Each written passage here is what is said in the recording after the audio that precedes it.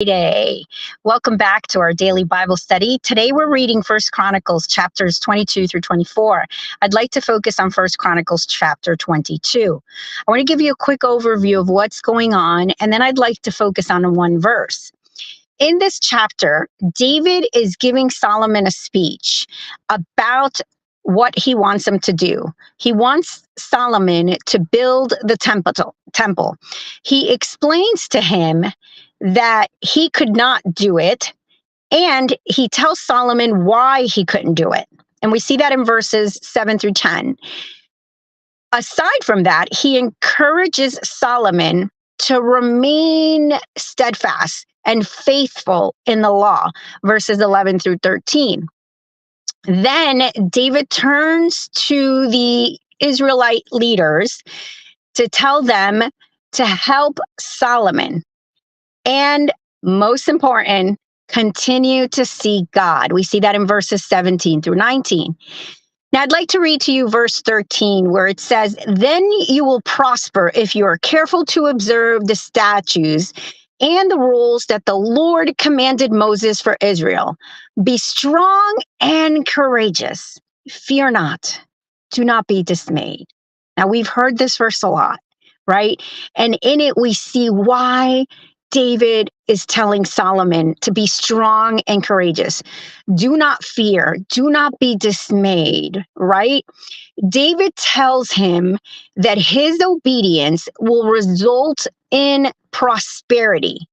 Now, David charges Solomon to another similar story in the Bible where God commissions Joshua to do the same thing. So both Solomon and Joshua are encouraged to be strong, to be courageous, and both of them are told to not be afraid or dismayed. Now, Joshua's story we see in Joshua 1, verses 6 through 9. But like Joshua, Solomon is encouraged to keep the law. It's very important. And the promises that have been given to him, he will succeed through his obedience and his faithfulness. We see this so many times in the Bible. Through obedience and faithfulness, the promises of God, you will see them come through. This is such a big life lesson. And I hope that you are able to see this and be encouraged by this, that these lessons or life situations that we go through, it's not about what it is in the moment that we're going through. It's not about trying to be prideful or trying to show off that you can do it better than somebody else or you can withstand it better than someone else. What God is looking for is your heart, your obedience, and your faithfulness in Him.